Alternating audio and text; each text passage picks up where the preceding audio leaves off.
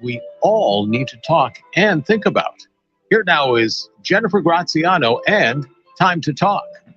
Good morning, Westchester. It's 9 a.m. on Monday, and that means it's time to talk with me, Jen Graziano. I'm a licensed funeral director who oversees my family's funeral homes, Cox and Graziano of both Mamaroneck and Greenwich, and the Zion Memorial Chapel of Westchester. Every Monday, I come to you discussing important topics and sensitive matters that all of us need to pause and reflect upon at some point. And through this show, I hope to provide the platform to do so. If you're joining us this morning on 1460 WVOX, a Whitney Global Media Station, we'll take questions, comments, and calls to 914-636-0110. Good morning, Vinny in Controls.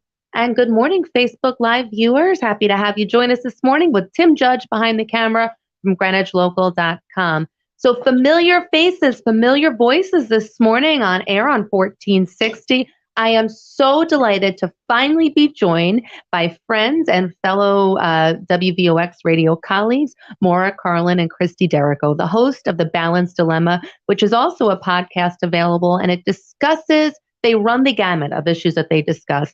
There truly is a balanced dilemma to any professional working woman, mother, and I guess the same could be said for men too. We're all juggling, and there are so many things out there that we need to pause and think about and reflect upon and plan for. So with the help of you two fine ladies today and dear friends, I'm happy to do that. Good morning.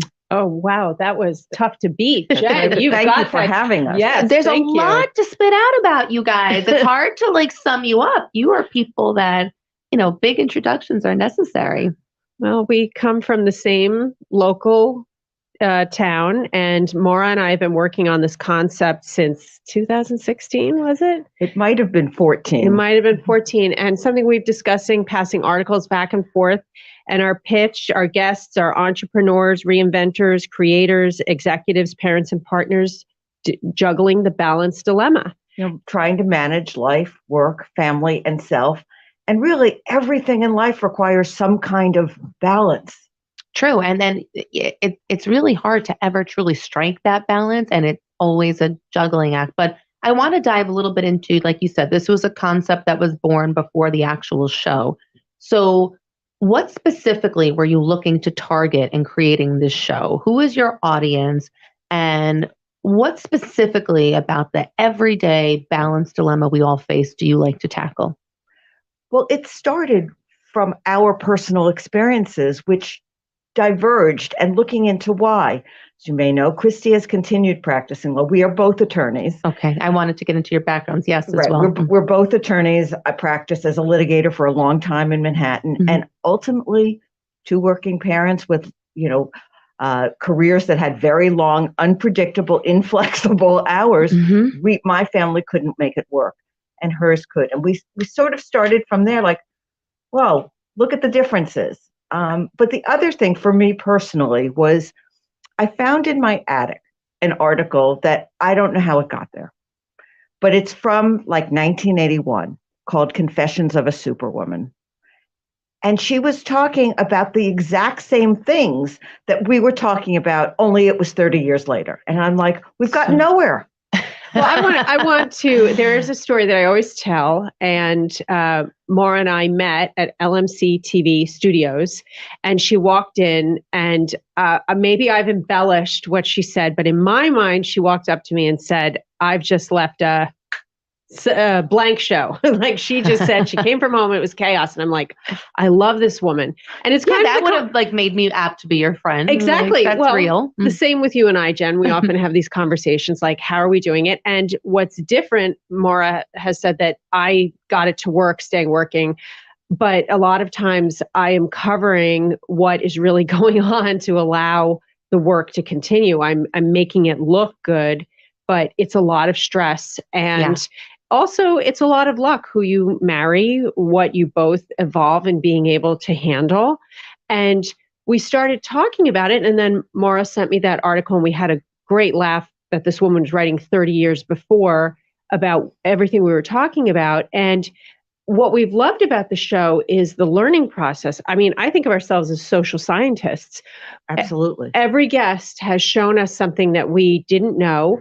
Oh, wow. Another side to things, whether they started a business, how they got there, whether they stayed at home for 20 years and then got working again, the different paths. We've also spoke to the fathers and this whole concept of paternity leave. And both of us, I think we take the discussions home. And I talk with my husband about it. I talk with my family about it. I talk with my son about it, who's 14, what it's going to be like for him. And it's been this huge learning process that we really want to share with people. Absolutely. It's wonderful. I mean, the more you learn, the less you know, they say, but it's so that's absolutely true. right. And I think too, those who remain stagnant and so stuck in the fact that there's nothing they need to learn. I mean, those are the really unfortunate people. As long as you're living and breathing, you're learning. I always say that. And it's true. Through doing the show, you learn about concepts you never knew about, industries, fields you never knew about, and the great pivot, which you see. And I tend to find that too. People think they start off on this trajectory, and especially attorneys, we're analytical, we're right side brain, or whichever, the non-creative side of the brain. That's what we are. And you think that you're on this path, but then life just throws so many curveballs at you. And I think your show really helps address some of those curveballs. And I want to talk about that with you today. Well, we talk about pivots almost every show because everyone has to pivot at some point. It's so true. In their life. So true. We make plans, they say God laughs, but it's true. So let's talk specifically I want to talk about some issues today that you're here to really help our listeners deal with. We also talk about, in addition to being, you've been part of that sandwich generation where you've had your children and you have your parents to care for. And that's a very real thing. You're also attorneys and you run the gamut of legal issues that you face. So let's talk about the things that the planning ahead, the checklist in life, the mental checklist, the tangible checklist that you need to have. Let's start with elder care issues first with respect to dealing with aging parents. We'll start there. From your professional and personal opinions, what do we need to have in place? Well, I think you need to talk to your elder people, to the elders in your life. And I've been through this recently, and I guess I'm still going through it because fortunately my mother is still here. But my father was ill for a long time.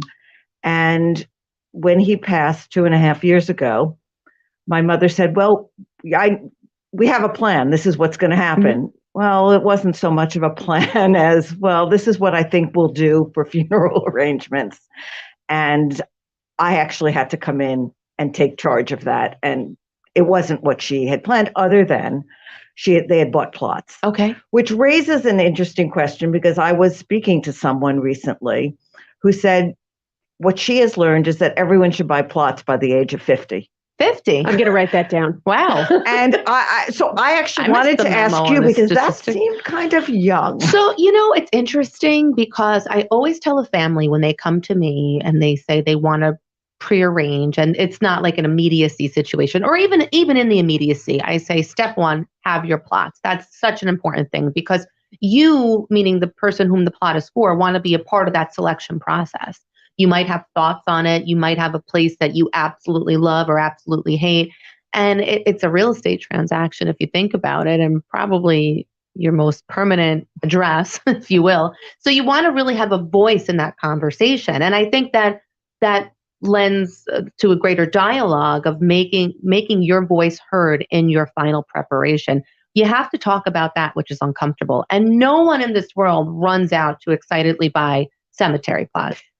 It's a thing. So to your point, I do think it's an important piece of the puzzle.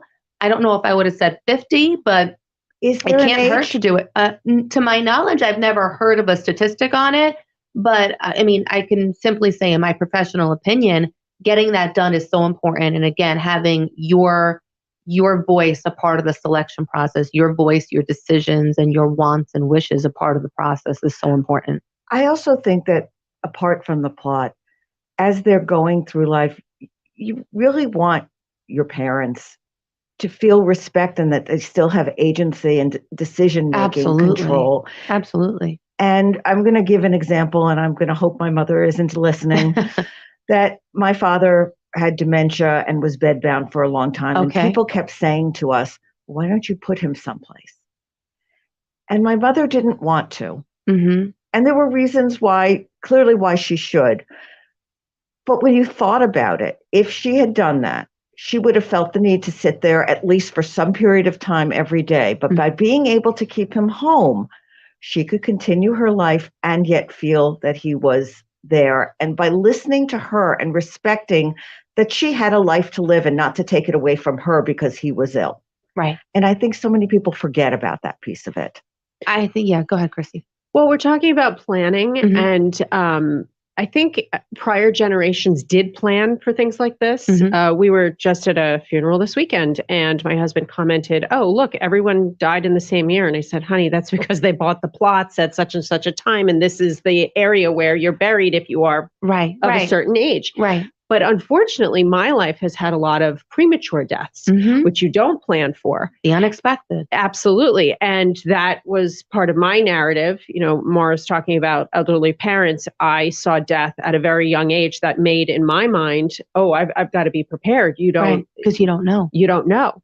And it's something we've discussed, always having credit in your name, in case your spouse predeceases you. If somebody gets ill, you know, making sure you're in the workforce so you could swoop in and help. Absolutely. These are all on the list. In fact, we recently had a guest on our show where the big pivot in her life was the death of her husband and all the things that she didn't know and had to learn in warp speed. It's education by fire. With children, not terribly young, but the youngest being in high school. And young enough. That was Beth Robbins. And I met her in a program, and she wrote the book, A Grief Sublime. But that's a big part of her story. But the first thing she did say to me when I met her and she told me about her book, she told me she did not appreciate her husband enough in life, and that she wished she had had time to maybe not sweat the small stuff. That's how she put it. And so there's all of these things that you come to learn. And Beth even has a list in her book of things you should tackle, but it's a lot of emotional issues that we should discuss, relationship issues, what's important. And then there's the nuts and bolts of planning that I think we, as lawyers, we were always thinking, you got to do that. So right there in all of that is a balanced dilemma. Absolutely. Because you have to live mindful that the unknown could happen every moment, but yet you don't want to be this somber, morose, pessimistic person. But you need to be aware. You need to have a plan ready. The time to create your plan is when things are happy and healthy and you have clarity of thought. But there's a balanced dilemma right there. Living well, living your best life, but being mindful that at any given moment, the rug could get ripped out from under you. And I think one of the things I think we're raising our daughters differently today, because I think it's you know, endemic in their upbringing now that we prepare them that they are going to be out in the career world. They are going to be breadwinners, contributors.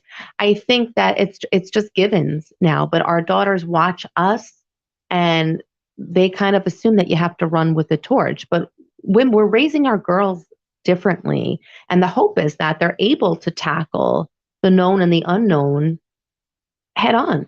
You know, they have a different set of survival skills, I think. Absolutely. And it's generational. I always had a working mother and a working grandmother, which is That's unusual. Wonderful. Yeah. And aunts who worked. But I know that's not the narrative that most women have experienced.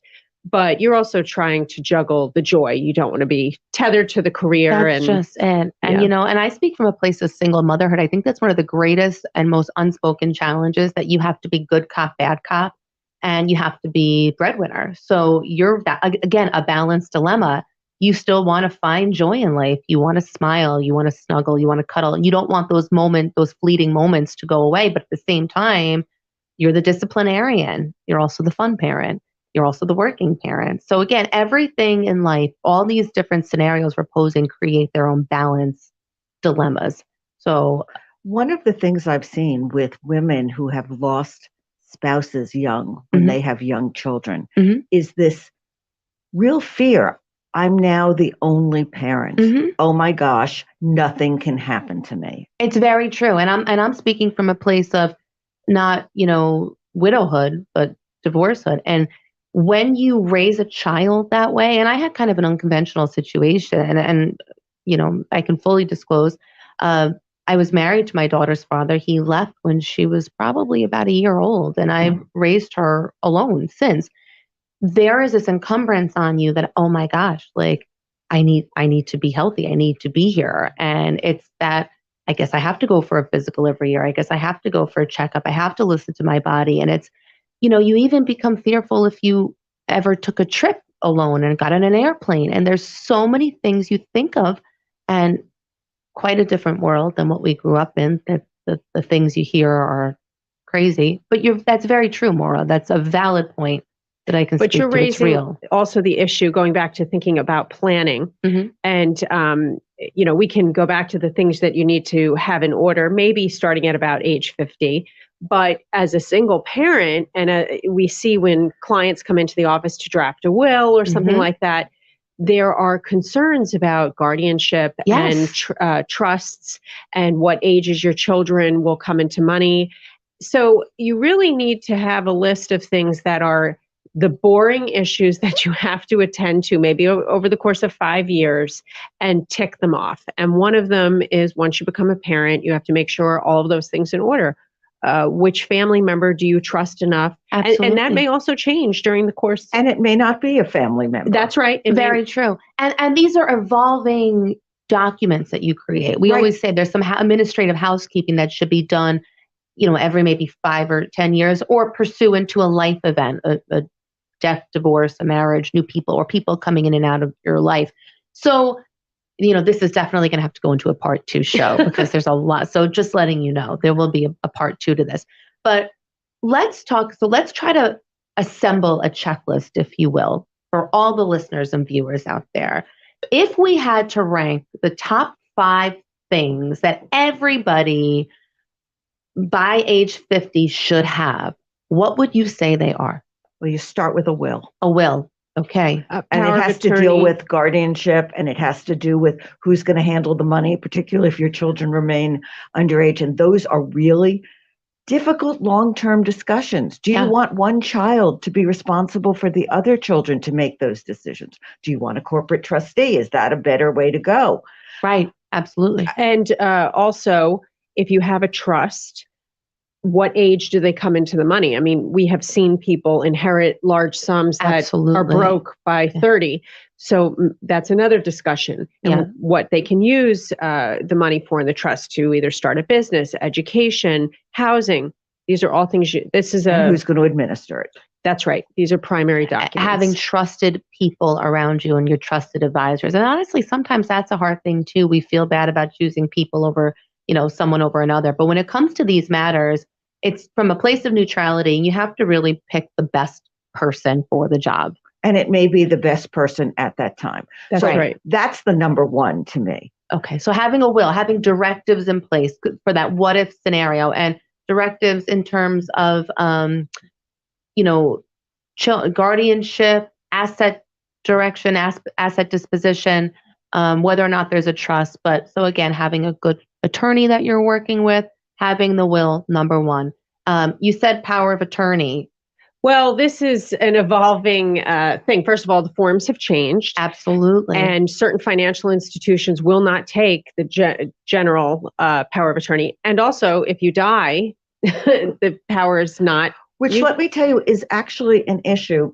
I have an elderly mother, and I have said to her many times, I need you to open an account that I'm on or my sister's on, so that I can pay for your funeral. As a funeral director, I can tell you that because I'm going to have a shirt made one day that says power of attorney dies with you.